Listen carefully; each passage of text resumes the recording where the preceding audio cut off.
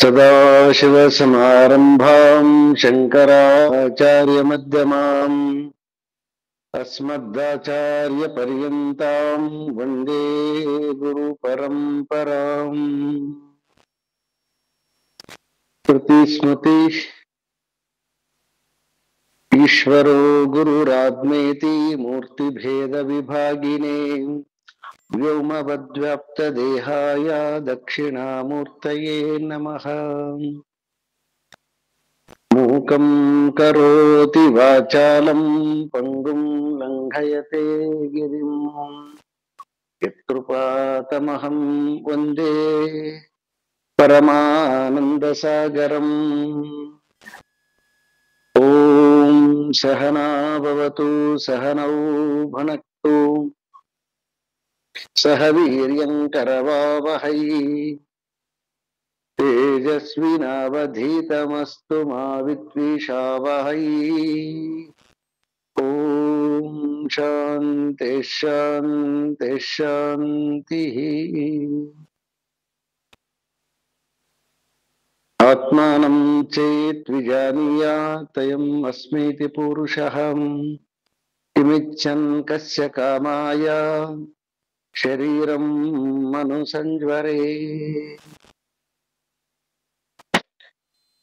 ಪರಮಾತ್ಮನ ಅನುಗ್ರಹದಿಂದ ಶ್ರೀಮತಿ ವಿಮಲಾನಂದ ಹಾಗೂ ಎಲ್ಲ ಪಂಚದಶಿ ಶ್ರೋತೃ ವರ್ಗವೇ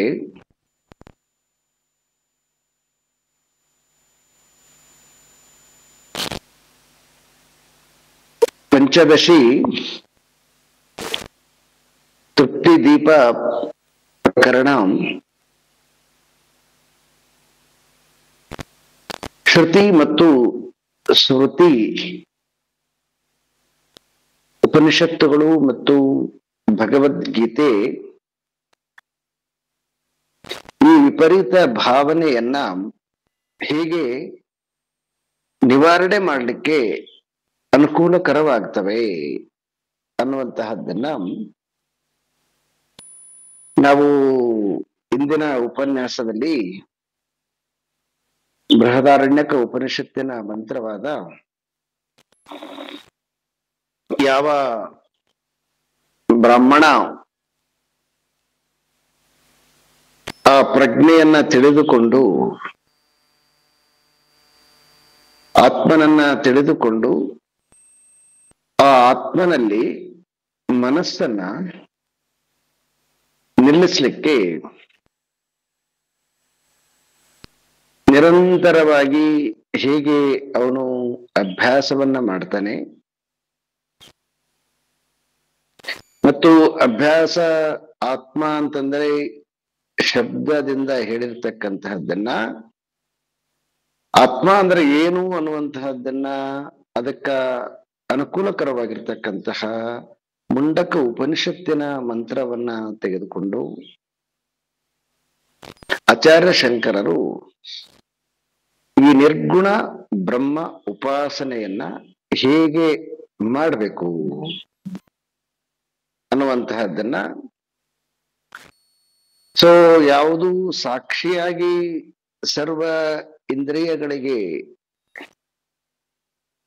ಆಧಾರವಾಗಿ ಮತ್ತು ಪ್ರೇರಕವಾಗಿ ಮತ್ತು ವೀಕ್ಷಕನಾಗಿ ಯಾವ ಒಂದು ವಸ್ತು ಇದೆಯೋ ಆ ವಸ್ತುವೇ ಆತ್ಮಸ್ವರೂಪ.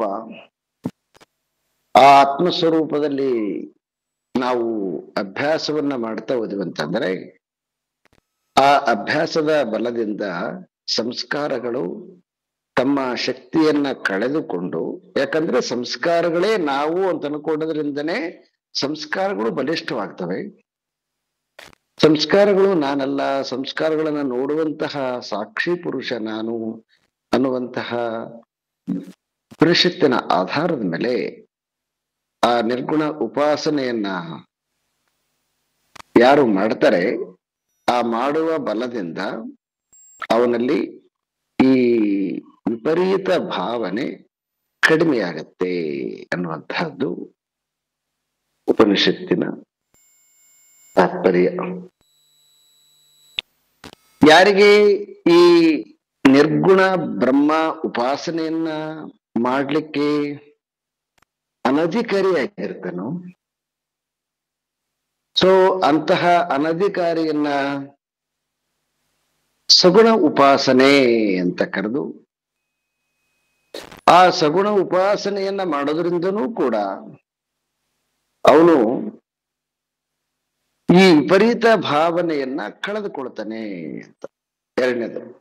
ಮೊದಲನೇದ್ರಲ್ಲಿ ಏನದ, ಸಾಕ್ಷಿಯಾಗಿ ನಿಂತುಕೊಂಡು ಸಂಸ್ಕಾರಗಳಲ್ಲಿ ಶಕ್ತಿಯನ್ನ ಕುಂದಿಸಿಬಿಟ್ರೆ ಅವಾಗ ನ್ಯಾಚುರಲ್ ಆಗಿ ವಿಪರೀತ ಭಾವನೆ ಬಿದ್ದೋಗುತ್ತೆ.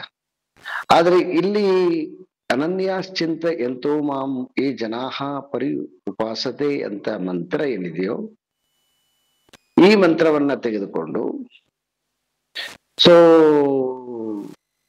ಗೀತಾಚಾರ್ಯ ತನ್ನನ್ನ ಯಾವಾಗ ಎಡಬಿಡದೆ ಉಪಾಸಕನಾಗಿರ್ತಕ್ಕಂಥವನು ಉಪಾಸನೆ ಮಾಡ್ತಾ ಹೋಗ್ತಾನೆ. ಈ ಉಪಾಸನೆಯ ಬಲದಿಂದ ಕರ್ಮಗಳೆಲ್ಲವೂ ಕೂಡ ಅವನ ಅನುಗ್ರಹದಿಂದ ಚಲಿಸುತ್ತೆ ಅನ್ನುವಂತಹದ್ದು ನಿಧಾನವಾಗಿ ಆ ಸಂಸ್ಕಾರಗಳ ಮೇಲೆ ಇರ್ತಕ್ಕಂತಹ ಬಲವನ್ನ ಕ್ಷೀಣಗೊಳಿಸಿ ಆ ಪರೋಕ್ಷ ರೂಪನಾಗಿರ್ತಕ್ಕಂತಹ ಪರಮಾತ್ಮನ ಮೇಲೆ ಮನಸ್ಸನ್ನ ಸ್ಥಿರಗೊಳಿಸ್ತಾ ಹೋದ್ವಿ ಅಂತಂದಾಗ ಅವಾಗ್ಲೂ ಕೂಡ ಈ ಸಂಸ್ಕಾರಗಳು ಬಲಹೀನವಾಗ್ತವೆ. ಇತಿ ಶ್ರುತಿ ಸ್ಮೃತಿ ನಿತ್ಯಂ ಆತ್ಮನ್ನೇಕಾಗ್ರತಾಂ ಧೀಯಃ ವಿಧತ್ತೋ ವಿಪರೀತಾಯ ಭಾವನಾಯಾಃ ಕ್ಷಯಾಯ ಹಿ. ಇತಿ ಶ್ರುತಿ ಸ್ಮೃತಿ ನಿತ್ಯಂ ಅಂದ್ರೆ, ನಿತ್ಯಂ ಅಂತಂದ್ರೆ ಶ್ರುತಿ ಮತ್ತು ಸ್ಮೃತಿಗಳು ಯಾವಾಗಲೂ ಕೂಡ ಆತ್ಮನಲ್ಲಿ ಮನಸ್ಸನ್ನ ಏಕಾಗ್ರತೆಯನ್ನ ಮಾಡ್ಲಿಕ್ಕೋಸ್ಕರ ವಿಧತ್ತೋ ಅಂದ್ರೆ ವಿಧಿಯನ್ನ ಅವು ಹೇಳ್ತವೆ. ವಿಧಿ ಅಂದ್ರೆ ವಿಧಿ ನಿಷೇಧ ಅಂತ ನೋಡಿದ್ವಿ ನಾವು. ವಿಧಿ ಅಂದ್ರೆ ಏನ್ ಮಾಡಬೇಕು, ನಿಷೇಧ ಅಂದ್ರೆ ಏನ್ ಮಾಡಬಾರದು ಅಂತ.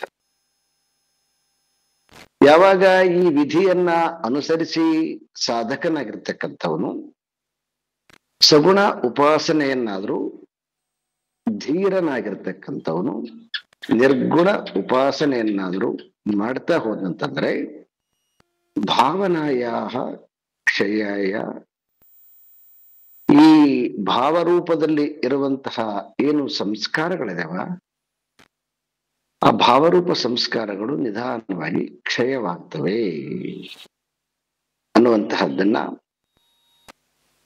ನಾವು ಹಿಂದಿನ ಉಪನ್ಯಾಸದಲ್ಲಿ ಇದನ್ನ ತಿಳಿದುಕೊಂಡಿದ್ದೇವೆ. ಇದರಿಂದ ಅಭ್ಯಾಸ ಮಾಡುವವರಿಗೆ ಅತ್ಯಂತ ಸ್ಪಷ್ಟವಾಗಿ ಸಗುಣ ಮತ್ತು ನಿರ್ಗುಣ ಉಪಾಸನೆಯನ್ನ ವಿದ್ಯಾರಣ್ಯ ಮುನಿಗಳು ಶ್ರುತಿ ಮತ್ತು ಸ್ಮೃತಿಯ ಆಧಾರದ ಮೇಲೆ ನಮಗೆ ವಿಧಿವತ್ತಾಗಿ ನೀಡಿದ್ದಾರೆ. ಎರಡೂ ಕೂಡ ವಿಪರೀತ ಭಾವನೆಯನ್ನ ನಾಶ ಮಾಡ್ತವೆ ಅಂತ. ಇಷ್ಟನ್ನ ಹೇಳಿದ ಮೇಲೆ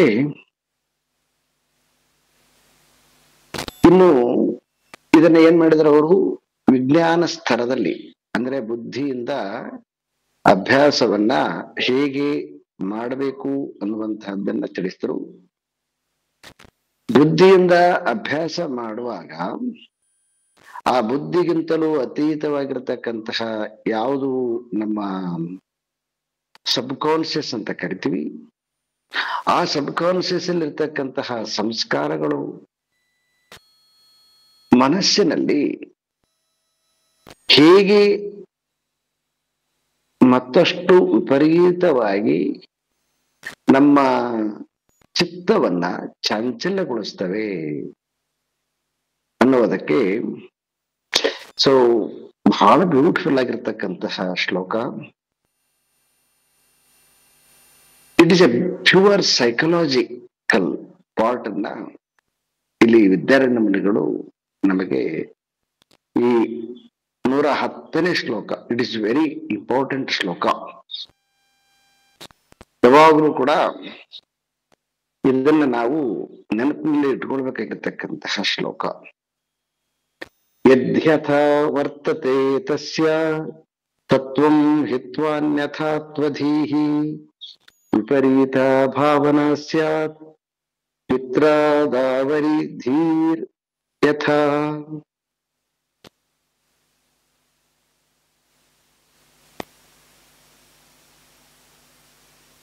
ಇಲ್ಲಿ ಒಂದು ಎಕ್ಸಾಂಪಲ್ ಅನ್ನ ಕೊಡ್ತಾರೆ ಅವರು.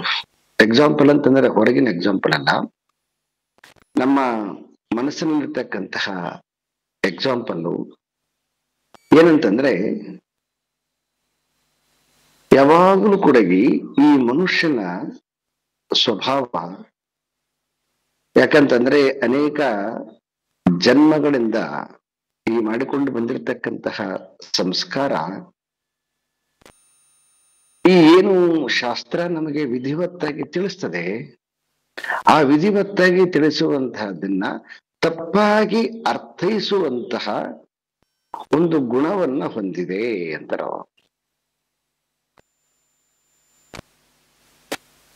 ಹೀಗೆ ನಾವು ಮುಂದಿನ ಶ್ಲೋಕದಲ್ಲಿ ಅದಕ್ಕೆ ಎಕ್ಸಾಂಪಲ್ ಕೊಡ್ತಾರ. ಹೇಗೆ ನಾವು ಒಂದು ಕಪ್ಪೆ ಚಿಪ್ಪನ್ನ ನೋಡಿದ್ವಿ ಅಂತಂದ್ರ ಹೇಗೆ ಬೆಳ್ಳಿಯಾಗಿ ಆ ಕಪ್ಪೆ ಚಿಪ್ಪನ್ನ ಭ್ರಮಿಸುತ್ತೇವೋ, ಹಾಗೆ ಮನಸ್ಸು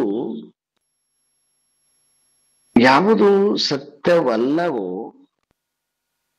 ಆ ಅಸತ್ಯವಾಗಿರುವಂತಹ ವಸ್ತುವಿನಲ್ಲಿ ಸತ್ಯ ಎನ್ನುವಂತಹ ಅಭಿಪ್ರಾಯವನ್ನ ಹೊಂದುತ್ತೆ. ಮತ್ತು ಯಾವುದು ನಿಜವಾದ ಸತ್ಯ ವಸ್ತು ಇದೆಯೋ ಆ ವಸ್ತುವನ್ನ ಅದು ತನ್ನ ಸ್ವರೂಪ ಅಲ್ಲ ಅಂತ ಗ್ರಹಿಸುತ್ತೆ. ಯಾವುದು ಅಸತ್ಯವಾಗಿರ್ತಕ್ಕಂಥದ್ದು ಆ ಅಸತ್ಯವಾಗಿರ್ತಕ್ಕಂಥದ್ದು ತನ್ನ ಸ್ವರೂಪ ಅಂತೇಳಿ ಈ ರೀತಿಯಾಗಿ ಯೋಚನೆಯನ್ನ ಮಾಡುತ್ತೆ.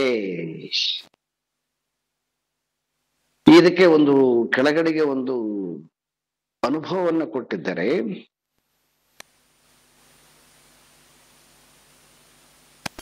ಪಿತ್ರಾದಾಹ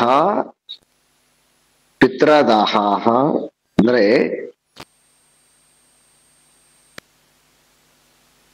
ತಂದೆ ಹಿತೈಷಿಗಳಂತೆ ಅಥವಾ ತಂದೆ ಮೊದಲಾದವರಂತೆ, ಅಂದ್ರೆ ತಂದೆಯ ಸಮಾನವಾಗಿರ್ತಕ್ಕಂಥವ್ರು. ತಂದೆ ಅಂತಕ್ಕಂಥದ್ದನ್ನ ಏನಂತಂದ್ರೆ,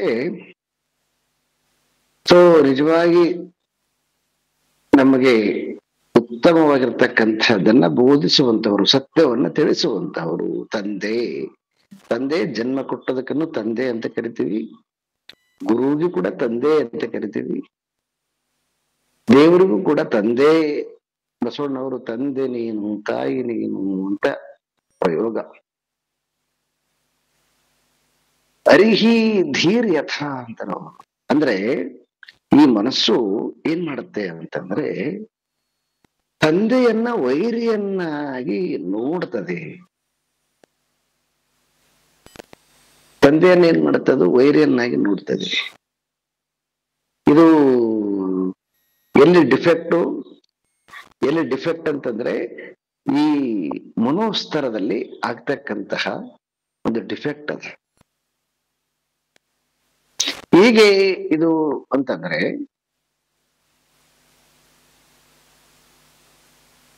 ಹಿಂದಿನ ಕಾಲದಲ್ಲಿ ನಾವು ನೋಡಿದ್ವಿ ಅಂತಂದ್ರೆ, ಹಿಂದಿನ ಕಾಲದಲ್ಲಿ ಯಾಕೆ ಈಗಿನ ಕಾಲದಲ್ಲಿ ಯಾವಾಗ ತಂದೆ ಪ್ರಾಪರ್ಟಿಯನ್ನ ಕೊಡೋದಿಲ್ಲ ಅವಾಗ ಸಹಜವಾಗಿ ಅವನ ಮಗ ಏನ್ ಮಾಡ್ತಾನೆ, ಅವನು ವೈರಿ ಅಂತ ಕಾಣ್ತಾನ. ಅವನು ಅಲ್ಲಿ ಪ್ರಾಪರ್ಟಿ ಅಂತಕ್ಕಂಥದ್ದು ಬಂದಿಗಳಿಗೆ ನನ್ನ ಪ್ರಾಪರ್ಟಿಗೆ ಅಡ್ಡಿಯಾಗಿರ್ತಕ್ಕಂಥವನು ತಂದೆ ಅಂತಂದ್ರೆ ನನಗೆ ವೈರಿ ಅಂತಾನೆ ಅರ್ಥ ಮಾಡ್ತಾನೆ. ಇದು ಸಾಮಾನ್ಯವಾಗಿ ಒಂದು 30% ಜನಸಂಖ್ಯೆ ನಾವು ಸಹಜವಾಗಿ ಇದನ್ನ ನೋಡ್ತೀವಿ. ಇನ್ನು ನಾವು ಕೆಲವೊಂದು ಇತಿಹಾಸಗಳನ್ನ ಓದ್ವಿ ಅಂತಂದ್ರೆ, ತಂದೆಯನ್ನ ಸಂಹಾರ ಮಾಡಿ ಸಿಂಹಾಸನದ ಮೇಲೆ ಕುಂತಿರ್ತಕ್ಕಂತಹ ಇತಿಹಾಸಗಳು ಕೂಡ ನಮಗೆ ಸಿಗುತ್ತವೆ.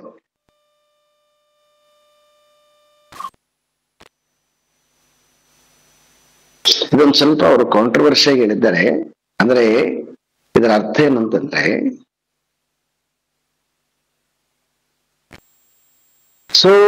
ಅಲ್ಲಿ ಏನಾಗುತ್ತೆ ಅಂದ್ರೆ, ತಂದೆ ಅಂತಕ್ಕಂಥದ್ದು ಅವನಿಗೆ ಜ್ಞಾನ ಇಲ್ಲ ಅಂತ ಅರ್ಥ ಅಲ್ಲ. ಆದ್ರೆ ಯಾವಾಗ ಪ್ರಾಪರ್ಟಿ, ಯಾವಾಗ ಮನಿ, ಯಾವಾಗ ಅಧಿಕಾರ ಅಂತ ಬರ್ತದ, ಅವಾಗ ಏನಾಗುತ್ತೆ ಅಂತಂದ್ರೆ ಅದಕ್ಕಿಂತ ಇದು ದೊಡ್ಡದಾಗಿ ಬಿಡ್ತದೆ. ಆ ತಂದೆಗಿಂತ ಈ ಅಧಿಕಾರ, ಈ ಹಣ ಮತ್ತು ಈ ಸಂಪತ್ತು ಇದು ತನಗೆ ಸಿಗದೆ ಹೋದಾಗ ಆ ಹಸಿವು, ಡಿಸೈರ್ಸ್ ಏನದಲ್ಲ, ಆ ಡಿಸೈರ್ಸ್ ಏನ್ ಮಾಡ್ತದೆ, ಅದಕ್ಕೆ ವಸ್ತುತಃ ನಮ್ಮ ಕೆಳಮಟ್ಟದ ಪ್ರಾಣದ ಗುಣ ಅಂತ ಬರೀತಾರೆ ಸರಿ ಅರವಿಂದ್ ಅವರು. ಆ ಕೆಳಮಟ್ಟದ ಪ್ರಾಣದ ಗುಣ ಹೇಗಿದೆ ಅಂತಂದ್ರೆ, ತನ್ನ ಹಸಿವನ್ನ ತೀರಿಸ್ಕೊಳ್ಳಕ್ಕದು ಏನಾದ್ರೂ ತಿಂತದಂತದ್ದು. ನಾವು ಕೆಲವೊಂದು ಪ್ರಾಣಿಗಳನ್ನ ನಾವು ಕೆಲವೊಂದನ್ನ ನೋಡಿದ್ವಿ ಅಂದ್ರೆ ಗೊತ್ತಾಗುತ್ತೆ. ಅಂದ್ರೆ ಅದು ಆ ಕೆಳಸ್ತರದ ಪ್ರಾಣ, ಅದು ಆಸುರಿ ಪ್ರಾಣ. ಆ ಆಸುರಿ ಪ್ರಾಣ ಯಾವಾಗ ಡಾಮಿನೇಟ್ ಆಗುತ್ತಾ, ಅವಾಗ ಏನಾಗತ್ತಂತಂದ್ರೆ ಅದಕ್ಕೆ ವ್ಯಾಲ್ಯೂಸ್ಗಳು ಏನು, ಈ ರೀತಿ ನೀತಿಗಳು, ಶಾಸ್ತ್ರ, ಇದು ಯಾವುದು ಕೂಡ ಕಾಣೋದಿಲ್ಲ. ಅದು ತಾನು ಬದುಕಬೇಕು, ತಾನು ತಿನ್ಬೇಕು, ತಾನು ಇರ್ಬೇಕು ಅಂತಕ್ಕಂಥದ್ದು ಒಂದೇ ಬಂದ್ಬಿಡ್ತದೆ. ಉಳಿದನ್ನೆಲ್ಲನ ಗೌಣ ಮಾಡಿಬಿಡುತ್ತದೆ.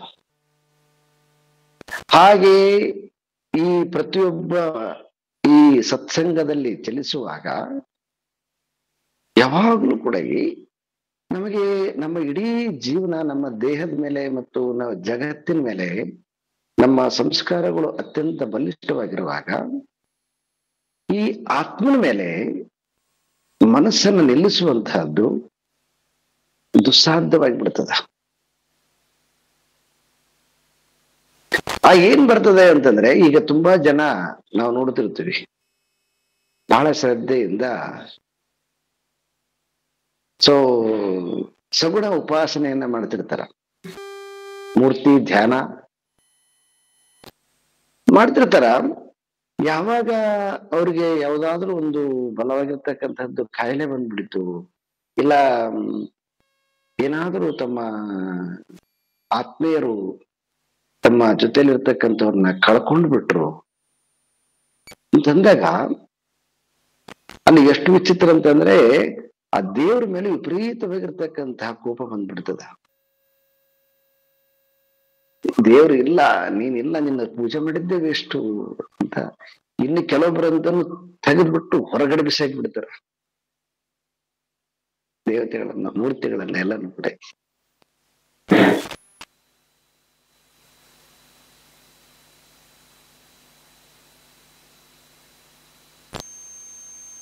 ಯಾಕೆ ಅಂತಂದ್ರೆ, ತನ್ನ ಅಸ್ತಿತ್ವವನ್ನ ಅದು ಈ ದೇಹದಲ್ಲಿ, ಜಗತ್ತಿನಲ್ಲಿ ಕಂಡುಕೊಂಡದ.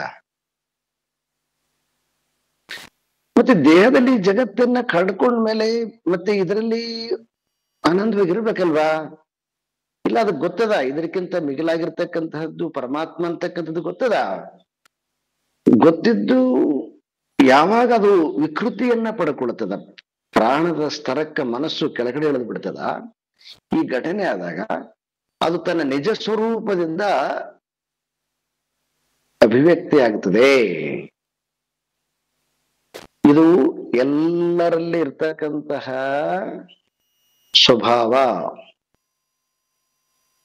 ತಮ್ಮ ಅಸ್ತಿತ್ವಕ್ಕೆ ಧಕ್ಕೆ ಬರಲ್ಲ ಅಂತಂದ್ರೆ ಈಸ್ ಹ್ಯಾಪಿ. ಯಾವಾಗ ತಾವು ಏನು ಒಂದು ತಿಳ್ಕೊಂಡಿದ್ದಾರೆ, ತಮ್ಮ ಸಿದ್ಧಾಂತ ನಮ್ಮ ಒಂದು ಅಜ್ಞಾನ ವಶಾತ್ ತಿಳ್ಕೊಂಡಿರ್ತಕ್ಕಂಥ ಸತ್ಯ ಅದು ಶಾಸ್ತ್ರದ ಸತ್ಯ ಅಂತ ತಿಳ್ಕೊಂಡಿರ್ತಾರ. ಅದಕ್ಕೆ ಯಾವಾಗಾರ ಧಕ್ಕೆ ಬರಕ್ ಶುರುವಾಯ್ತು ಅಂತಂದಗಳಿಗೆ ಅದು ವಿಕೃತಿಯನ್ನ ಪಡೆದು ಬಿಡ್ತದೆ.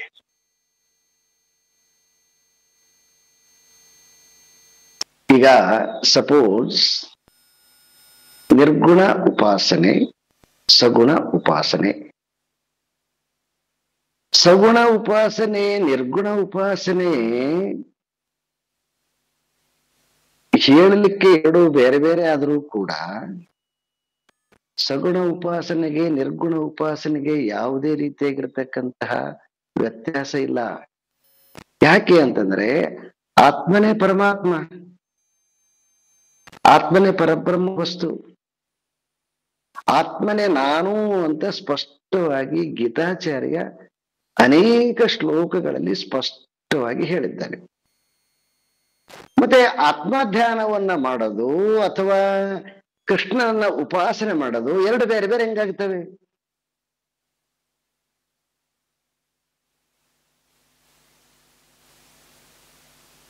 ಯಾಕಂತಂದ್ರೆ ಇರುವುದು ಒಂದೇ ಒಂದು ಪರಮಾತ್ಮ ಅಂತ ಯಾವಾಗ ಘಂಟಾಘೋಷವಾಗಿ ಉಪನಿಷತ್ತು ಹೇಳುತ್ತೆ, ಇಷ್ಟು ದಿನ ಉಪನ್ಯಾಸಗಳನ್ನ ಕೇಳಿ ಕೂಡಾಗಿ ಮನಸ್ಸು ಈ ರೀತಿಯಾಗಿ ವಿಕೃತಿ ಆಗುತ್ತಲ್ಲ, ಏನ್ ತೋರಿಸುತ್ತೆ ಅದು? ಅಂದ್ರೆ ಈ ಅದ್ವೈತವನ್ನ ಸರಿಯಾಗಿ ಡೈಜೆಸ್ಟ್ ಆಗಿಲ್ಲ, ಅರ್ಥ ಆಗಿಲ್ಲ ಅಂತ ತೋರಿಸುತ್ತೆ ನಮಗ. ಸರ್ವವನ್ನ ವ್ಯಾಪಿಸಿಕೊಂಡಿರ್ತಕ್ಕಂಥನು ಅಣು ಅಣು ರೇಣು ತೃಣ ಕಾಷ್ಟಗಳಲ್ಲಿ ಒಂದು ಹುಲ್ಲು ಕಡ್ಡಿ ಕೂಡ ನನ್ನ ಆಜ್ಞೆಯಿಂದ ಚಲಿಸೋದಿಲ್ಲ ಅಂತ ಎಲ್ಲ ವೇದಗಳು ಘಂಟಾಘೋಷವಾಗಿ ಪರಮಾತ್ಮನ ಅಸ್ತಿತ್ವವನ್ನ ಸ್ಪಷ್ಟವಾಗಿ ನಿರೂಪಣೆ ಮಾಡಿದ್ದವೆ. ಮತ್ತೆ ಇಷ್ಟು ಕೇಳಿದ ಮೇಲೆ ಕೂಡ ನಾವು ಆತ್ಮನಿಗೆ ಮತ್ತೆ ಸೊ ಗೀತಾಚಾರ್ಯನಿಗೆ ಭಿನ್ನ ಮಾಡ್ತು ಅಂತಂದ್ರೆ, ಆತ್ಮನಿಗೆ ಮತ್ತು ಶಿವನಿಗೆ ಭಿನ್ನ ಮಾಡ್ತು ಅಂತಂದ್ರೆ, ಆತ್ಮನಿಗೆ ಮತ್ತು ಕಾಳಿಗೆ ಭಿನ್ನ ಮಾಡ್ತು ಅಂತಂದ್ರೆ ಏನ್ ತೋರಿಸುತ್ತೆ? ಅಂದ್ರೆ ವಿಕೃತಿಯಾಗಿರ್ತಕ್ಕಂಥ ಮನಸ್ಸು ಸುಕೃತಿ ಕಡೆಗೆ ಹೋಗೋದಿಲ್ಲ, ಅದು ಯಾವಾಗಲೂ ಡಿವೈಡೆಡ್ ರೂಲ್ನೇ ಮಾಡ್ತದೆ. ಬಿಕಾಸ್ ಆಫ್ ದಿ ಆ ಸ್ಟ್ರಾಂಗ್ ಅದ ಡಿವೈಡೆಡ್ ರೂಲ್, ಅಹಂ ಸ್ಟ್ರಾಂಗ್ ಅದ. ಆ ಅಹಂ ಸ್ಟ್ರಾಂಗ್ ಇರೋದ್ರಿಂದ ಏನ್ ಮಾಡುತ್ತೆ ಅಂತಂದ್ರೆ ಅದನ್ನ ಒಡೆದು ನೋಡ್ತಕ್ಕಂಥದ್ದು ಅದರ ಸ್ವಭಾವ. ಸೊ ಹಾಗಾಗಿ ಇಲ್ಲಿ ಒಟ್ಟಾರೆ ನಾವು ಅರ್ಥ ಬಿಡಿಕೊಳ್ಬೇಕಾಗಿರ್ತಕ್ಕಂಥದ್ದು ಏನಂತಂದ್ರೆ ವಿಪರೀತ ಭಾವನೆಯನ್ನ ತೆಗಿಬೇಕಾಗ್ಯದ. ಈ ವಿಪರೀತ ಭಾವನೆಯನ್ನ ತೆಗಿಲಿಕ್ಕೆ ಸಾಧಕನಾಗಿರ್ತಕ್ಕಂಥವನು ತನ್ನ ಸಂಸ್ಕಾರದ ಬಲದಿಂದ ಯಾವುದರಲ್ಲಿ ಅವನ ಮನಸ್ಸು ಆನಂದವಾಗಿ ರಮಿಸುತ್ತೆ, ಅದು ಸಗುಣ ಉಪಾಸನೆ ಆದರೂ ಸರಿ, ನಿರ್ಗುಣ ಉಪಾಸನೆಯಾದರೂ ಸರಿ, ಒಟ್ಟಾರೆ ಅಜ್ಞಾನದಿಂದ ಹುಟ್ಟಿಕೊಂಡಿರುವಂತಹ ಜಗತ್ತು ಸತ್ಯತ್ವ, ದೇಹ ಸತ್ಯತ್ವದ ಸಂಸ್ಕಾರಗಳು ಕ್ಷೀಣವಾಗ್ಬೇಕಾಗ್ಯದ. ಇಷ್ಟೇ ಅದರದ್ದು ತಾತ್ಪರ್ಯ. ಅದನ್ನ ಒಟ್ಟಾರೆ ಅದನ್ನ ಕ್ಷೀಣ ಮಾಡಬೇಕು. ಆ ಕ್ಷೀಣ ಮಾಡ್ಲಿಕ್ಕೆ ನೀವು ಮೆಥಡ್ ಯಾವ್ದಾರ ಯೂಸ್ ಮಾಡಿ. ರಾಮ ಅನ್ಕೊಂಡಾದ್ರೂ ನೀವು ಉಪಾಸನೆ ಮಾಡಿ, ಆತ್ಮರಾಮ ಅನ್ಕೊಂಡ್ರು ಕೂಡ ಉಪಾಸನೆ ಮಾಡಿ, ಏನ್ ವ್ಯತ್ಯಾಸ ಇಲ್ಲ ಅಲ್ಲಿ. ಇಲ್ರಿ ನಾವು ಪರಮಾತ್ಮನ ಅಸ್ತಿತ್ವವನ್ನು ತೆಗೆದಾಕದಂಗ ಆಗತ್ತ? ಇಲ್ಲ, ಪರಮಾತ್ಮನ ಅಸ್ತಿತ್ವ ತೆಗೆದಾಕಂಗೆ ಯಾಕಾಗುತ್ತದೆ? ಸೊ ಎಲ್ಲರ ಒಳಗಡೆ ಇದ್ದು ಎಲ್ಲರನ್ನ ಬೆಳಗುವಂತವನು ನಾನೇ ಅಂತಂದ ಮೇಲೆ ಮತ್ತೆ ಅದು ಆತ್ಮ, ಅದನ್ನ ಉಪಾಸನೆ ಮಾಡಿ ಅಂತಂದ್ರೆ ನಮಗೆ ಆತ್ಮನ ಮೇಲೆ ನಮಗೆ ಸಂಸ್ಕಾರ ಇಲ್ಲ. ನಮಗೆಲ್ಲನೂ ಪೂರ್ವ ಕಾಲದಿಂದ ನಮಗೆ ಸಂಸ್ಕಾರ ಸ್ವಲ್ಪ ರಾಮ ಅಂತನೋ, ಕೃಷ್ಣ ಅಂತನೋ, ಶಿವ ಅಂತನೋ, ಕಾಳಿ ಅಂತನೋ ಹೀಗೆ ನಮಗೆ ಸಂಸ್ಕಾರ ಇರೋದ್ರಿಂದ ಇಟ್ ಇಸ್ ದ ಬೆಸ್ಟ್. ಅದು ನೀವು ರಾಮ ಅಂತ ಉಪಾಸನೆ ಮಾಡಿದ್ರು ಅದೇ ಆತ್ಮನನ್ನೇ, ಕೃಷ್ಣ ಅಂತ ಉಪಾಸನೆ ಮಾಡಿದ್ರು ಅದೇ ಆತ್ಮನನ್ನೇ, ಶಿವ ಅಂತ ಉಪಾಸನೆ ಮಾಡಿದ್ರು ಅದೇ ಆತ್ಮನನ್ನೇ. ಆತ್ಮ ರಾಮ ಬೇರೆ ಬೇರೆ ಅಲ್ಲ, ಆತ್ಮ ಕೃಷ್ಣ ಬೇರೆ ಬೇರೆ ಅಲ್ಲ, ಆತ್ಮ ಶಿವ ಬೇರೆ ಬೇರೆ ಅಲ್ಲ, ಆತ್ಮ ಶಕ್ತಿ ಬೇರೆ ಬೇರೆಲ್ಲ. ಯಾಕಂತಂದ್ರೆ ಈ ಪ್ರಪಂಚದಲ್ಲಿ ಚೇತನವಾಗಿರ್ತಕ್ಕಂಥದ್ದು ಪರಮಾತ್ಮ ತತ್ವ ಒಂದೇ. ಪರಮಾತ್ಮ ತತ್ವ ಒಂದು, ಅದು ಒಂದು ಬಿಟ್ಟರೆ ಉಳಿದದ್ದು ಯಾವುದು ಇಲ್ಲವೇ ಇಲ್ಲ.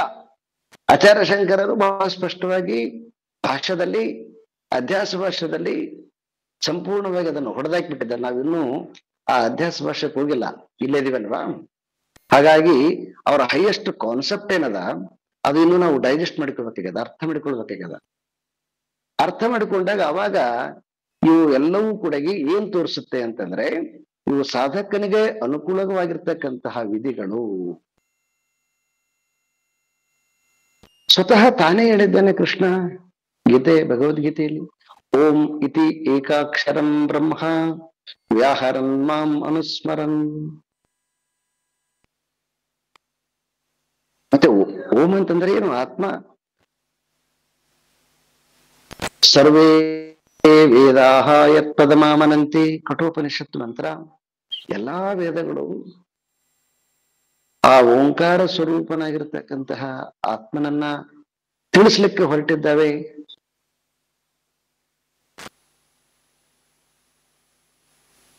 ಸೊ ಹಾಗಾಗಿ ಯಾರು ಆ ಆತ್ಮನಿಗೆ ಮತ್ತು ಆತ್ಮನ ಪರಿಚಯ ಮಾಡಿಸ್ಲಿಕ್ಕೆ ಕೊಟ್ಟಿರ್ತಕ್ಕಂತಹ ನಾಮಗಳಿಗೆ ವ್ಯತ್ಯಾಸ ಮಾಡ್ತಾರೆ, ಅದೇನ್ ತೋರಿಸುತ್ತೆ ಅಂತಂದ್ರೆ ಅದು ಮತ್ತೊಂದು ರೀತಿಯಾಗಿರ್ತಕ್ಕಂತಹ ವಿಪರೀತ ಭಾವನೆ.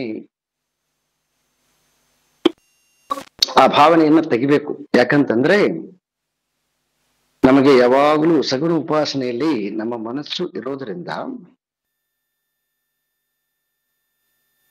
ಸಗುಣ ಉಪಾಸನೆ ಮಾಡೋದು ಕನಿಷ್ಠನೂ ಅಲ್ಲ. ಹಾಗಾಗಿ ಆತ್ಮನಿಗೆ ಮತ್ತು ನಾಮಗಳಿಗೆ ಭಿನ್ನತೆ ಮಾಡಬಾರದು, ದ್ವೈತ ಭಾವ ಬರಬಾರದು. ಯಾವಾಗ ದ್ವೈತ ಭಾವ ಬರ್ತದೆ ಆವಾಗ ನಮಗೆ ತತ್ವ ಅರ್ಥ ಆಗಿಲ್ಲ ಅಂತ ಅನಿಸುತ್ತೆ. ಇದು ಒಬ್ಬ ಸಾಧಕನಾಗಿರ್ತಕ್ಕಂಥವನಿಗೆ ಈ ಸಾಧನ ಮಾರ್ಗದಲ್ಲಿ ಚಲಿಸುವಾಗ ಬರುವಂತಹ ಪತಂಜಲಿ ಅವರು ಹೇಳಿದ ಹಾಗೆ ಪ್ರತಿಬಂಧಕಗಳು. ಇದು ಮನೋಸ್ತರದಲ್ಲಿ ಬರ್ತಕ್ಕಂಥ ಪ್ರತಿಬಂಧಕಗಳು. ಸೊ ಈ ಪ್ರತಿಬಂಧಕಗಳಿಗೆ ನಾವು ಸ್ಪಷ್ಟವಾದ ತತ್ವದ ವಿಚಾರವನ್ನ ಮಾಡ್ಬೇಕು. ವಿಚಾರವನ್ನ ಮಾಡ್ತಾ ಮಾಡ್ತಾ ಮಾಡ್ತಾ ಮಾಡ್ತಾ ಈ ವಿಪರೀತ ಭಾವನೆಯನ್ನ ತೆಗಿಬೇಕು. ವಿಪರೀತ ಭಾವನೆ ಸಾಮಾನ್ಯವಾಗಿರ್ತಕ್ಕಂತಹ ಸಂಸಾರಿಗಳಿಗೆ ನಮಗೆ ಕಂಪೇರ್ ಮಾಡಿದಾಗ ಅವ್ರದ್ದು ನಮಗೆ ವಿಪರೀತ ಭಾವನೆ ಅನ್ಸುತ್ತೆ, ನಮ್ದು ಶ್ರೇಷ್ಠ ಅನ್ಸುತ್ತೆ. ಆದ್ರೆ ನಮ್ಮಿಂದ ಇನ್ನೂ ನಾವು ಮುಂದಕ್ಕೆ ಹೋದ್ವಿ ಅಂತಂದ್ರೆ, ಸಾಧಕರನ್ನ ನೋಡಿದ್ವಿ ಅಂತಂದ್ರೆ, ಅಲ್ಲಿ ಮತ್ತೆ ನಾವು ಮಾಡ್ತಕ್ಕಂಥದ್ದಕ್ಕಿಂತ ಅದು ಶ್ರೇಷ್ಠ ಇರ್ತದ. ಯಾಕಂದ್ರೆ ಆ ಮಹಾತ್ಮರ ಹತ್ರಕ್ಕೆ ಓದಂಗಲ್ಲ ಓದಂಗಲ್ಲ ಓದಂಗಲ್ಲ ಓದಂಗಲ್ಲ ನಾವೇನು ತಿಳ್ಕೊಂಡಿದ್ದೇವೋ ಈಗ ಶಾಸ್ತ್ರದಿಂದ, ಇದಕ್ಕಿಂತ ಇನ್ನು ರಿಯಾಲಿಟಿ ಅವರ ಹತ್ರಕ್ಕೆ ಹೋದಂಗಲ್ಲ, ಆ ತತ್ವದ ಹತ್ರಕ್ಕೆ ಹೋದಂಗಲ್ಲ ಗೊತ್ತಾಗ್ತಾ ಹೋಗುತ್ತೆ.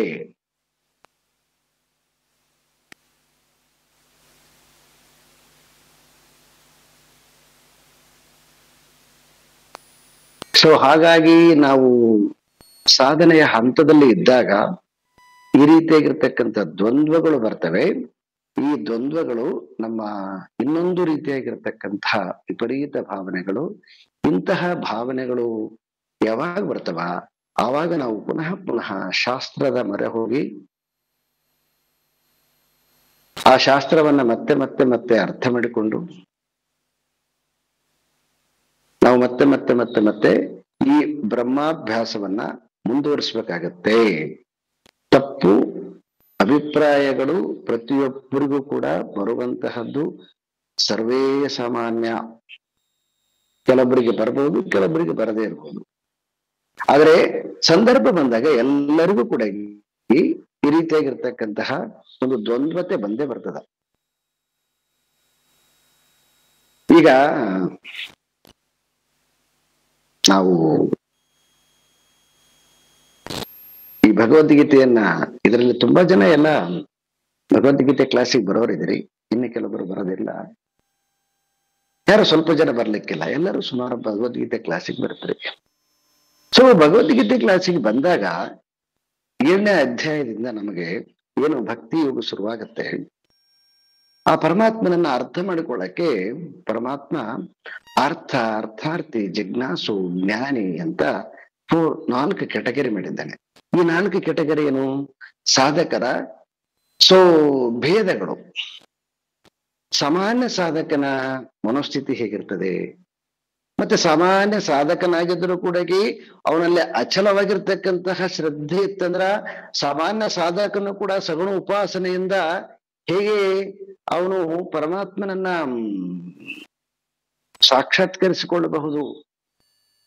ದ್ರೌಪದಿಯ ಉದಾಹರಣೆಯನ್ನ ಕೊಟ್ಟಿದ್ವಿ, ಧ್ರುವ ಮಹಾರಾಜನ ಉದಾಹರಣೆಯನ್ನ ಕೊಟ್ಟಿದ್ವಿ, ರಾಮಕೃಷ್ಣ ಪರಮಹಂಸರ ಎಕ್ಸಾಂಪಲ್ ಕೊಟ್ಟಿದ್ವಿ.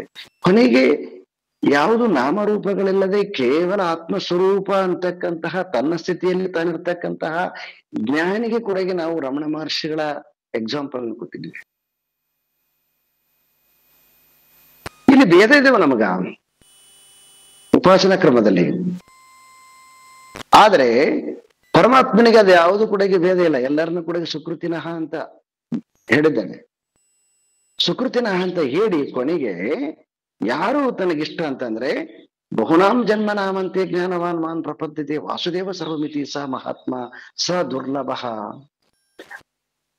ಎಲ್ಲಾ ಕಡೆ ತನ್ನಲ್ಲಿ ಹೊರಗಡೆ ಎಲ್ಲಿಯೂ ಕೂಡ ನಿಸ್ಸಂಶಯವಾಗಿ ವಾಸುದೇವನೇ ಸತ್ಯ ಎನ್ನುವಂತಹ ತತ್ವವನ್ನ ಯಾರು ತನ್ನ ಚಿತ್ತದಲ್ಲಿ ಸ್ಥಿತನಾಗಿ ನಿಂತಿದ್ದಾನೋ ಅವನು ನನಗೆ ಇಷ್ಟ ಅಂತ.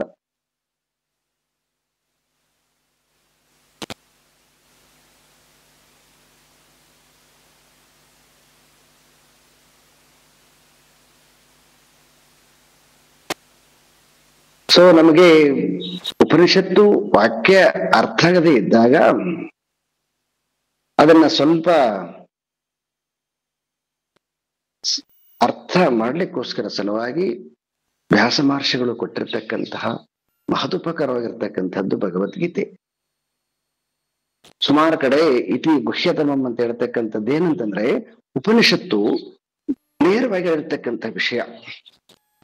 ಆ ನೇರವಾಗಿರ್ತಕ್ಕಂತಹ ವಿಷಯ ಯಾವಾಗ ಡೈಜೆಸ್ಟ್ ಆಗೋದಿಲ್ವೋ ಆ ಡೈಜೆಸ್ಟ್ ಆಗ್ಲಿಕ್ಕೆ ಒಂದಿಷ್ಟು ಸಪೋರ್ಟ್ ಆಗಿರ್ತಕ್ಕಂಥದ್ದು ಭಗವದ್ಗೀತೆ.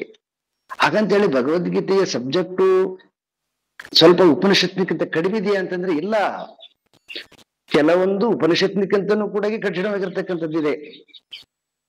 ಆದ್ರೆ ಅಲ್ಲಿ ಒಂದಿಷ್ಟು ಸಗುಣ ಭಾವ ಇರೋದ್ರಿಂದ ಅರ್ಥ ಆಗ್ಲಿಕ್ಕೆ ಸೊಗಸಾಗಿದೆ.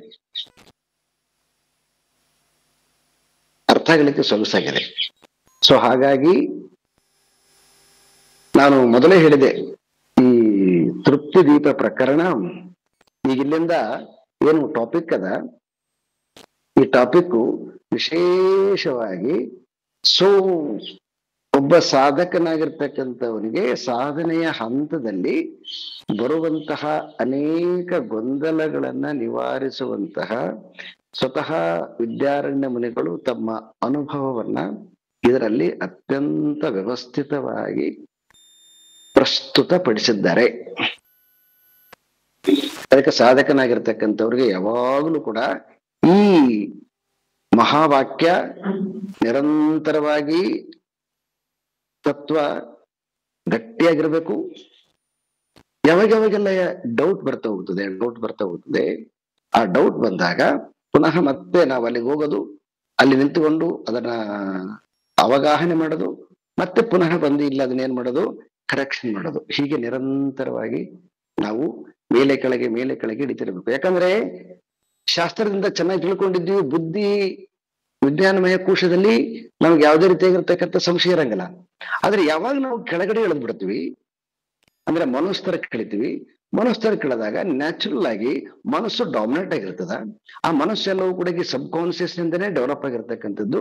ಸಬ್ ಕಾನ್ಸಿಯಸ್ ಸಂಸ್ಕಾರಗಳು ಪುನಃ ಮತ್ತೆ ಆಕ್ರಮಣ ಮಾಡಿದ್ಮೇಲೆ ಮತ್ತೆ ಅದು ವಿಕಾರವಾಗಿ ಕಾಣತಕ್ಕಂಥದ್ದು. ಅದಕ್ಕೆ ಅವ್ರು ಹೇಳಿದ್ರು, ವೈರಿಯಂತೆ ತಂದೆಯನ್ನ ವೈರಿಯಂತೆ ಕಾಣಿಸುತ್ತೆ ಅಂತ. ಯಾರ್ದು ಪ್ರಾಬ್ಲಮ್ ಇದು? ಮನಸ್ಸಿನ ಪ್ರಾಬ್ಲಮ್. ಹಾಗಾಗಿ ಬಂಧುಗಳೇ, ಇಲ್ಲಿ ನಾವು ಸ್ಪಷ್ಟವಾಗಿ ತಿಳ್ಕೊಬೇಕಾಗಿರ್ತಕ್ಕಂತಹದ್ದು ಮೊದಲು ತತ್ವದಲ್ಲಿ ಸ್ಪಷ್ಟವಾದ ಶ್ರದ್ಧೆ ಇರಲಿ. ತತ್ವಮಸಿ ಮಹಾವಾಕ್ಯ ಸುಮಾರು 4-5 ಉಪನ್ಯಾಸಗಳನ್ನ ಡಿಟೇಲ್ ಆಗಿ ಮಾಡಿದ್ದೀವಿ. ಅಲ್ಲಿ ನಿಶ್ಚಲವಾಗಿರ್ಲಿ. ಒಂದು ವೇಳೆ ನಿಶ್ಚಲವಾಗಿ ನಮಗೆ ಕ್ಲಾರಿಟಿ ಬರದೇ ಇದ್ರೆ, ಸೊ ಒಂದಿಷ್ಟು ಮನಸ್ಸನ್ನ ತಿಳಿ ಮಾಡಕ್ಕೋಸ್ಕರ ಸಲುವಾಗಿ ಒಂದಿಷ್ಟು ಉಪಾಸನೆಗಳನ್ನ ಮಾಡಿ, ಆ ಉಪಾಸನೆಗಳ ಬಲ ಏನ್ ಮಾಡ್ತದೆ, ನಾವೇನ್ ತಿಳ್ಕೊಂಡಿದ್ದೀವಿ ಅದನ್ನ ಅದರ ಹತ್ರಕ್ಕೆ ಹೋಗ್ಲಿಕ್ಕೆ ಹೆಲ್ಪ್ ಮಾಡ್ತದೆ. ಅದಕ್ಕೆ ಇನ್ನು ಕೆಲವೊಬ್ಬರು ಅದು ನಮಗೆ ಯಾವಾಗ ನೇರವಾಗಿ ಅರ್ಥ ಆಗದಿದ್ದಾಗ ಗುರುವಿನ ಮಾತನ್ನ ಅನುಸರಿಸ್ಬೇಕು ಅಂತಕ್ಕಂಥದ್ದು. ಆದ್ರೆ ಇಲ್ಲಿ ಈ ಉಪನ್ಯಾಸಗಳು ಅಂತಕ್ಕಂಥದ್ದು ಒಂದೊಂದು ರೀತಿಯಾಗಿ ಒಬ್ಬೊಬ್ಬ ಟೀಚರ್ಸ್ಗಳು ಇದನ್ನ ಹೇಳುವಾಗ ಮತ್ತೆ ಮನಸ್ಸು ವಿಕಲ್ಪ ಆಗತಕ್ಕಂಥದ್ದು ಸಹಜ. ಸೊ ಅದಕ್ಕೆ ಏನ್ ಮಾಡ್ಬೇಕು, ಅದನ್ನ ಮತ್ತೆ ಮತ್ತೆ ಮತ್ತೆ ನಾವು ನಮ್ಮ ಆ ತತ್ವಮಸಿ ಮಹಾವಾಕ್ಯದ ಉಪನ್ಯಾಸಗಳಿದಾವಲ್ವಾ, ಅಲ್ಲಿ ಮತ್ತೆ ಹೋಗಿ ನಿಲ್ಬೇಕಲ್ಲಿ. ಅದನ್ನ ಮತ್ತೆ ಮತ್ತೆ ಕೇಳ್ಬೇಕಂತ ಕೇಳ್ತಾ ಬಂದ್ವಿ ಅಂತಂದ್ರೆ, ಸೊ ಅವಾಗ ಈ ವಿಪರೀತವಾಗಿ ಏನು ವಿರುದ್ಧವಾಗಿ ಚಿಂತನೆ ಮಾಡತಕ್ಕಂತಹ ಒಂದು ವಿಚಾರಧಾರೆ ಕ್ಷೀಣವಾಗತ್ತೆ. ಸೊ ಇದನ್ನ ಬಹಳ ಸ್ಪಷ್ಟವಾಗಿ ಈ 110ನೇ ಶ್ಲೋಕದಲ್ಲಿ ವಿದ್ಯಾರಣ್ಯ ಮುನಿಗಳು ನಮಗೆ ನೀಡಿದ್ದಾರೆ. ಅದಕ್ಕೆ ಯಾವಾಗಲೂ ಕೂಡ ಇದರ ಗಮನದಲ್ಲಿ ನಮ್ಮ ಮನಸ್ಸು ಸದಾ ಇರಬೇಕು. ಯಾವಾಗ ಅದರಲ್ಲಿ ಸಂಪೂರ್ಣವಾಗಿ ಗಮನ ಇರ್ತದೆ, ಆಗ ನಾವು ಆ ಪ್ರತಿಬಂಧಕದಿಂದ ಪಾರಾಗ್ಲಿಕ್ಕೆ ಸಾಧ್ಯ ಆಗ್ತದ. ಸೊ ಹಾಗಾಗಿ ಅನೇಕ ಮಹನೀಯರು ಆ ಗುರುವನ್ನು ಹೊಗಳಿರ್ತಕ್ಕಂಥದ್ದು ಎಷ್ಟು ಅಂತಂದ್ರೆ, ಕೊನೆಗೆ ಅವರು ತಮ್ಮ ಎಲ್ಲವನ್ನ ಸಂಪೂರ್ಣವಾಗಿ ಆ ಗುರುಪಾದಕ್ಕೆ ಸಮರ್ಪಿಸಿರ್ತಕ್ಕಂಥದ್ದು.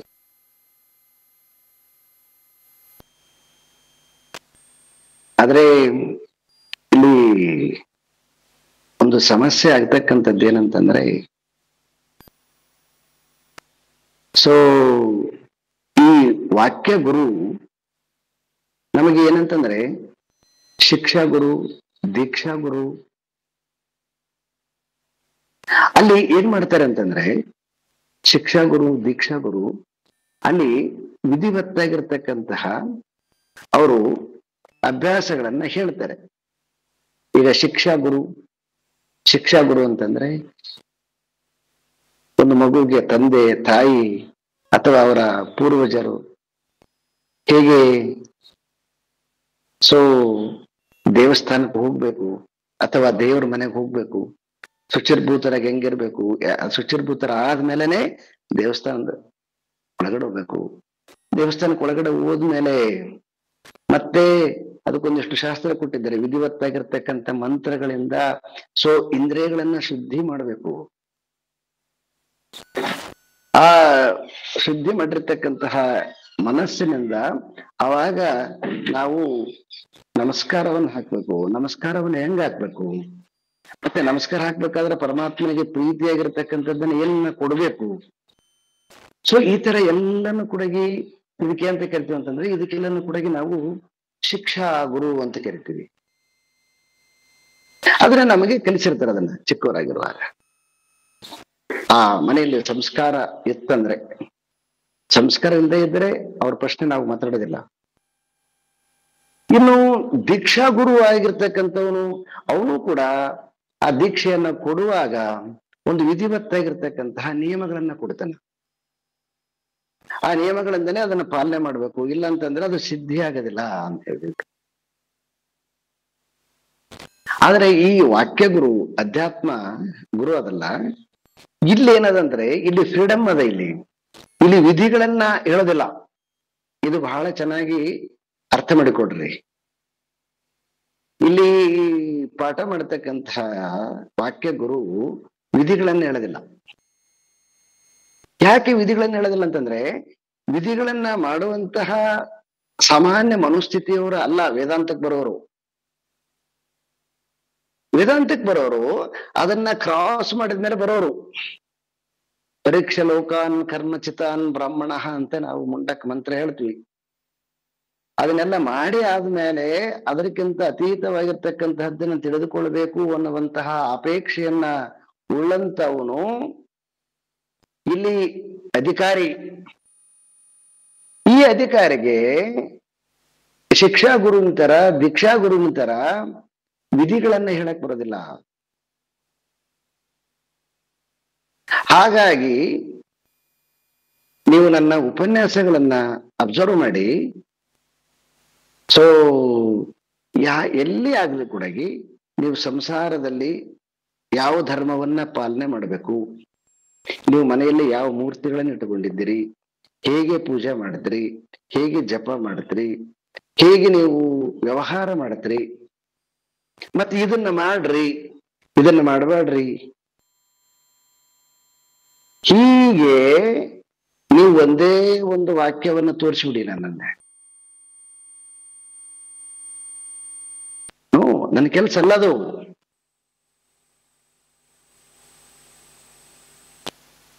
ನನ್ನ ಕೆಲಸನೇ ಅಲ್ಲ ಅದು. ನೇರವಾಗಿ ವಾಕ್ಯವನ್ನ ಉಪನಿಷತ್ತು ಏನು ಹೇಳ್ತದೆ ಅದು ಗೂಢವಾಗಿರೋದ್ರಿಂದ ಅದನ್ನ ಚಿಂತನೆ ಮಾಡಿ, ಹೇಗೆ ಒಂದು ಹಾಲನ್ನ ಕಾಯಿಸಿ ಹೆಪ್ಪಾಕಿ ಹೆಂಗ ಅದನ್ನ ನಾವು ತುಪ್ಪವನ್ನ ತೆಗೆದಾಗ ಅದು ಹಾಲಿಗೆ, ಮೊಸರಿಗೆ, ಮಜ್ಜಿಗೆಗೆ ಒಂದಿಷ್ಟು ಅವಧಿ ಕಡಿಮೆ ಉಂಟು, ಅದರ ತುಪ್ಪಕ್ಕ ಅವಧಿ ಜಾಸ್ತಿ ಇದೆ ಅಲ್ವಾ? ಹಾಗೆ ತತ್ವವನ್ನ ಚೆನ್ನಾಗಿ ಮಥನ ಮಾಡಿ ಆ ತತ್ವದ ಏನು ಸತ್ವ ಇದೆಯೋ ಸತ್ವವನ್ನ ತಿಳಿಸುವಂತಹದ್ದು ಅಷ್ಟೇ.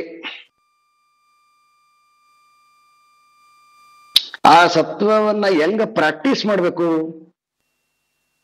ಅದ್ ನಿಮಗೆ ಬಿಟ್ಟಿದ್ದದು, ಅಲ್ಲಿ ನಮ್ಗೆ ಕೆಲಸ ಇರಲ್ಲ. ಯಾಕೆ ಅಂತಂದ್ರೆ ಶಂಕರರು ಬಹಳ ಸ್ಪಷ್ಟವಾಗಿ ಹೇಳಿದ್ದಾರೆ, ಯಾವಾಗ ವಾಕ್ಯ ಅರ್ಥ ಆಗತ್ತ ಅವಾಗ ಮುಕ್ತಿ ಅಂತ ಹೇಳ್ಬಿಟ್ಟಿದ್ದಾರೆ. ಯಾವಾಗ ವಾಕ್ಯ ಅರ್ಥ ಆಗತ್ತ ಅವಾಗ ಮುಕ್ತಿ ಅಂತ ಹೇಳ್ಬಿಟ್ಟಿದ್ದಾರೆ. ಮತ್ತೆ ಇನ್ನು ಅಲ್ಲಿ ಮುಂದೆ ಉಳಿದಿದ್ದೇರದ, ಮತ್ತೆ ಯಾರಿಗೆ ಅದು ಬಿಡುಗಡೆ ಆಗಿಲ್ವೋ ಅವರು ಉಪಾಸನೆಯನ್ನ ನಿಮಗೆ ಹೇಗ್ ಬೇಕೋ ಹಾಗೆ ಮಾಡಿಕೊಳ್ಳಿ. ಇಲ್ಲಿ ಸಗುಣ ಮತ್ತು ನಿರ್ಗುಣಕ್ಕ ಯಾವುದೇ ರೀತಿಯಾಗಿರ್ತಕ್ಕಂತಹ ವ್ಯತ್ಯಾಸ ಇಲ್ಲ. ಅದು ವ್ಯತ್ಯಾಸ ಶಬ್ದಗಳಲ್ಲಿ ಇದೆ, ತತ್ವದಲ್ಲಿ ವ್ಯತ್ಯಾಸ ಇಲ್ಲ. ಇದನ್ನ ನಾವು ಅಭ್ಯಾಸ ಮಾಡುವಾಗ ನಮ್ಮೆಲ್ಲರಿಗೂ ಬರ್ತಕ್ಕಂತಹ ಒಂದು ಸ್ಲೀಪರಿ ವೇ ಅಂತ ಕರೀತಾರೆ. ಅಂದ್ರೆ ದಾರಿಯಲ್ಲಿ ಹೋಗುವಾಗ ಕೆಲವೊಂದು ಕಡೆಗೆ ಕೆಲವೊಂದು ಜಾರ್ತಕ್ಕಂಥ ಪ್ಲೇಸ್ಗಳಿದಾವೆ ಹಿಮಾಲಯದಲ್ಲಿ ಪ್ರಯಾಣ ಮಾಡುವಾಗ. ಹಾಗೆ ಇದು ಅಧ್ಯಾತ್ಮದಲ್ಲಿ ಅಲ್ಲೆಲ್ಲೆಲ್ಲೆಲ್ಲೆಲ್ಲೆಲ್ಲಿ ಈ ರೀತಿಯಾಗಿರ್ತಕ್ಕಂತಹ ಜಾರ್ತಕ್ಕಂತ ಸ್ಥಳಗಳಿರ್ತವೆ. ಆ ಸ್ಥಳಗಳಲ್ಲಿ ಜಾರದಂತೆ ನಿಂತುಕೊಳ್ಬೇಕು ಅಂತಂದ್ರೆ ಅವಾಗವಾಗ ತತ್ವಮಸಿ ಮಹಾವಾಕ್ಯ ಗಟ್ಟಿಯಾಗಿ ಹಿಡ್ಕೋಬೇಕು. ಗಟ್ಟಿಯಾಗಿ ಹಿಡ್ಕೊಂಡಾಗ ಮನಸ್ಸು ತಪ್ಪಾಗಿ ಅರ್ಥ ಮಾಡೋದಿಲ್ಲ. ನನಗೆ ಈ ತೃಪ್ತಿದೀಪ ಪ್ರಕರಣದಲ್ಲಿ ಈ 110ನೇ ಶ್ಲೋಕ ಅತ್ಯಂತ ಇಷ್ಟವಾಗಿರ್ತಕ್ಕಂಥ ಶ್ಲೋಕ. ಅಂದ್ರೆ ತಂದೆಯನ್ನು ವೈರಿ ಅಂತ ಹೆಂಗ್ ಕಾಣತ್ವಿ, ಇಂಪಾಸಿಬಲ್ ಅಂತ ನಾರ್ಮಲ್ ನೋಟ್ ಕಂಡ್ರು ಕೂಡ ಯಾವಾಗ ಅದ್ರ ಹತ್ತಿರಕ್ಕೆ ಹೋಗುತ್ತೀವಿ, ಯಾವಾಗ ಅದು ವಿಕೃತಿ ಅಂತಕ್ಕಂಥದ್ದು ಹೆಂಗ ಕಾಣಿಸಿಕೊಳ್ತದೆ, ಆ ಲೋವರ್ ಪ್ರಾಣದ ಶಕ್ತಿ ಹಾಗೆ ಸಾಧನೆಯಲ್ಲಿ ಕೂಡ ಅದು ಡಾಮಿನೇಟ್ ಆದಾಗ ಈ ರೀತಿಯಾಗಿ ತನ್ನ ಅಸ್ತಿತ್ವಕ್ಕೆ ಧಕ್ಕೆ ಬಂದಾಗ ತನ್ನ ಇನ್ನೊಂದು ರೂಪವನ್ನ ತಾಳುತ್ತೆ. ಅದಕ್ಕೆ ಅವರು ಇಲ್ಲಿ ವಿದ್ಯಾರಣ್ಯ ಮುನಿಗಳು ಅದನ್ನ ಹರಿ ಅಂದ್ರೆ ವೈರಿ ಅಂತ ಕನ್ಸಿಡರ್ ಮಾಡಿದ್ದಾರೆ. ಇಷ್ಟನ್ನ ನಮಗೆ ತಿಳಿಸಿ ಈಗ ಈ ವಿಷಯದಲ್ಲಿ ಮತ್ತೆ ಮತ್ತೆ ವಿಪರೀತ ಭಾವನೆ ಹೇಗೆ ಸ್ಟ್ರಾಂಗ್ ಆಗುತ್ತೆ ಅಂತಕ್ಕಂಥದ್ದನ್ನ ಆತ್ಮ ದೇಹಾದಿ ಭಿನ್ನೋಯಂ ಮಿಥ್ಯಾಚೇದಂ ಜಗತ್ತಯೋ ತಯೋ ದೇಹಾದ್ಯಾತ್ಮತ್ವ ಸತ್ಯತ್ವ ಧೀರ್ ವಿಪರ್ಯಯ ಭಾವನಾ. ಹೀಗೆ ನಾನು ತಿಳಿಸ್ತೇ ಪುನಃ ಮತ್ತೆ ಅವರು ಯಾವಾಗಲೂ ಕೂಡ ಈ ಶಾಸ್ತ್ರ ನಮಗೇನ್ ಹೇಳ್ತದೆ, ಜಗತ್ತು ಅಂದ್ರೆ ನಾಮರೂಪಗಳಿಂದ ತೋರುವಂತಹ ಯಾವುದು ಜಗತ್ತು ಇದೆಯೋ ಅದು ದೇಶ ಕಾಲಕ್ಕೆ ಬದ್ಧವಾಗಿರ್ತಕ್ಕಂಥದ್ದು. ಹಾಗಾಗಿ ಅದು ಸ್ಥಿರವಾಗಿರುವಂತಹದ್ದು ಅಲ್ಲ. ಅದರಿಂದ ಇರ್ತಕ್ಕಂಥದ್ದು ಯಾವುದು ಇದೆಯೋ ಅದು ಸ್ಥಿರವಾಗಿರ್ತಕ್ಕಂಥದ್ದು.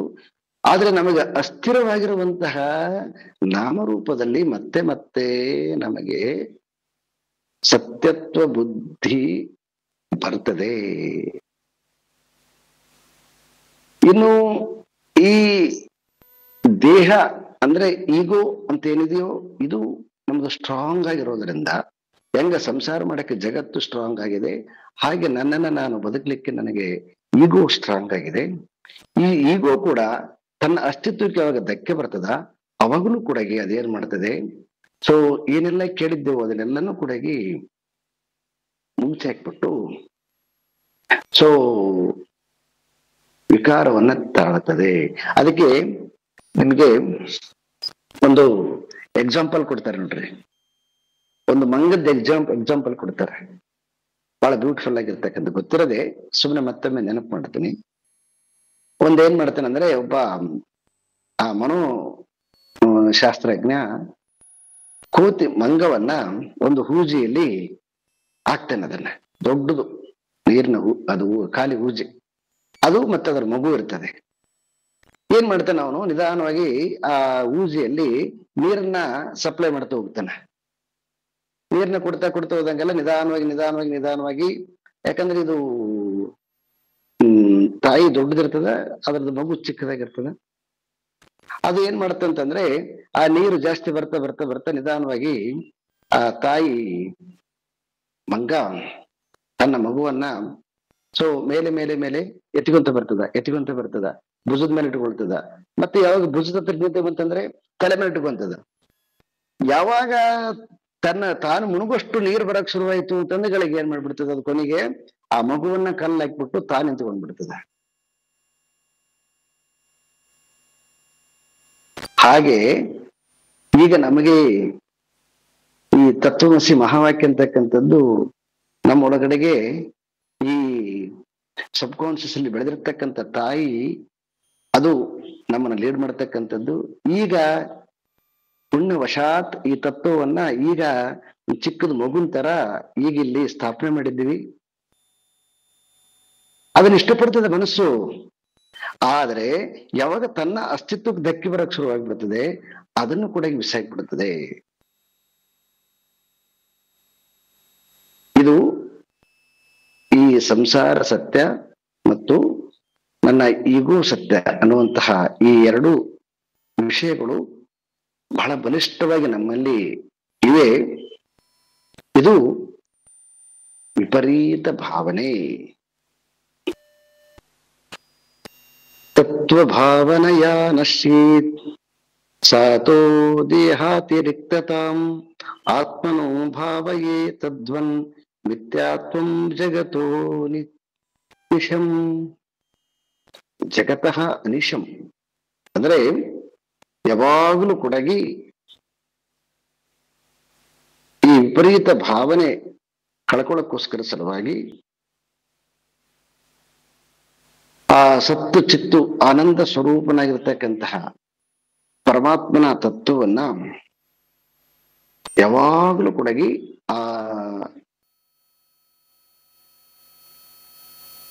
ಆ ಚಿತ್ತು ಯಾವುದು ಪ್ರಜ್ಞೆ ಅಂತ ಕರಿತೀವಿ ನೋಡಿ. ಪ್ರಜ್ಞೆ ಅಂತಂದ್ರೆ ಮನೋಸ್ತರದ ಪ್ರಜ್ಞೆ ಅಲ್ಲ, ಪರಮಾತ್ಮನ ಪ್ರಜ್ಞೆ. ಪರಮಾತ್ಮನ ಪ್ರಜ್ಞೆ ಅಂತಂದ್ರೆ ನಾನು ಸಚ್ಚಿತ್ತ ಆನಂದ ಸ್ವರೂಪ ಅಂತಕ್ಕಂಥದ್ದು, ಅದು ಸರ್ವವನ್ನ ವ್ಯಾಪಿಸಿಕೊಂಡಿರ್ತಕ್ಕಂಥದ್ದು. ಮತ್ತೆ ಸರ್ವಕ್ಕೆ ಅಧಿಷ್ಠಾನವಾಗಿರ್ತಕ್ಕಂತಹದ್ದು, ಅದರ ಬೆಳಕಿನಲ್ಲಿ ಚಲಿಸುವಂತಹದ್ದು ಈ ಅಜ್ಞಾನವಶಾತ್ ಅಹಂಕಾರದಿಂದ ತುಂಬಿರತಕ್ಕಂತಹ ಜೀವ. ಸೊ ಈಗ ನಮಗೆ ಶಾಸ್ತ್ರ ಈ ಜ್ಞಾನ ಕೊಟ್ಟಿರೋದ್ರಿಂದ ನಾವೇನ್ ಮಾಡ್ಬೇಕಂದ್ರೆ ಯಾವಾಗ್ಲೂ ಕೂಡ ಆ ಪರಮಾತ್ಮನ ಚಿತ್ತ ಪ್ರಜ್ಞೆ ಅಂದ್ರೆ ಒಟ್ಟಿಗೆ ಸಚ್ಚಿತ್ತಾನಂದ ಅಂತಕ್ಕಂಥದ್ದು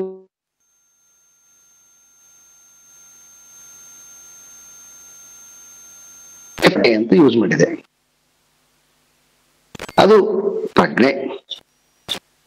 ಅದಕ್ಕೆ ನೀವು ಇವ್ರು ನೋಡಿ, ಯಾರು ಇಸ್ಕಾನ್ದವ್ರು ನೋಡಿ, ಕೃಷ್ಣ ಪ್ರಜ್ಞೆ ಅಂತ ಮಾಡಿದ್ದರು. ಕೃಷ್ಣ ಪ್ರಜ್ಞೆ ಅಂತಂದ್ರೆ ಅರ್ಥ ದ್ವಾಪಾರಯುಗದ ಕೃಷ್ಣ ಅಂತ ಅರ್ಥ ಅಲ್ಲ. ದ್ವಾಪಾರಯುಗಕ್ಕೆ ಕೃಷ್ಣನ ಸೀಮಿತ ಮಾಡಿಬಿಟ್ಟು ಅಂತಂದ್ರೆ ಕಷ್ಟ ಆಗುತ್ತೆ ನಮಗೆ. ಸರ್ವವನ್ನ ಧರಿಸಿರ್ತಕ್ಕಂತಹ ಅವನು ಹೇಳಿದ್ದಾನಲ್ವಾ, ಪ್ರಕೃತಿಯನ್ನ ಯೋನಿಯನ್ನಾಗಿ ಮಾಡಿಕೊಂಡು ನಾನು ಈ ಜಗತ್ತನ್ನ ಸೃಷ್ಟಿ ಮಾಡ್ತೀನಿ, ಜಗತ್ತನ್ನ ನಿಯಾಮಕ ಮಾಡ್ತೀನಿ ಅಂತ ಹೇಳಿ, ಅದು ಪ್ರಜ್ಞೆ. ಆ ಪ್ರಜ್ಞೆಯಲ್ಲಿ ನಾವು ನಿರಂತರವಾಗಿ ಬ್ರಹ್ಮಾಭ್ಯಾಸ ಅದನ್ನ ನಾವು ಯಾವಾಗಲೂ ಕೂಡ ಚಿಂತನೆ ಮಾಡ್ತಾ ಇದ್ವಿ ಅಂತಂದ್ರೆ, ಸೊ ಅವಾಗ ಇದು ನಮಗೆ ವಿಪರೀತ ಭಾವನೆ ಕಳ್ಕೊಳ್ಳಕ್ಕೆ ಸಾಧ್ಯವಾಗತ್ತೆ. ಹಾಗಾಗಿ ಯಾವಾಗಲೂ ಕೂಡ ಆ ಪ್ರಜ್ಞೆಯಲ್ಲಿ ಇರಬೇಕು ಅಂತ. ಸೊ ಇಷ್ಟನ್ನ ಹೇಳಿದ್ಮೇಲೆ ಈಗ ಪೂರ್ವ ಪಕ್ಷಿ ಮತ್ತೊಂದು ರೀತಿಯಾಗಿರ್ತಕ್ಕಂತಹ ಸಂಶಯವನ್ನ ಎತ್ತಿಕೊಳ್ತೇನೆ. ಆ ಸಂಶಯವನ್ನ ಮತ್ತೆ ನಾವು ನೆಕ್ಸ್ಟ್ ಕ್ಲಾಸ್ ಅಲ್ಲಿ ನೋಡುವ. ಓಂ ಪೂರ್ಣಮದ ಪೂರ್ಣಮಿದಂ ಪೂರ್ಣಾತ್ ಪೂರ್ಣಮುದಚ್ಯತೆ ಪೂರ್ಣಸ್ಯ ಪೂರ್ಣಮಾದಾಯ ಪೂರ್ಣಮೇವಾವಶಿಷ್ಯತೆ. ಓಂ ಶಾಂತಿ ಶಾಂತಿ ಶಾಂತಿ. ಹರಿ ಓಂ. ಶ್ರೀ ಗುರುಭ್ಯೋ ನಮಃ. ಹರಿ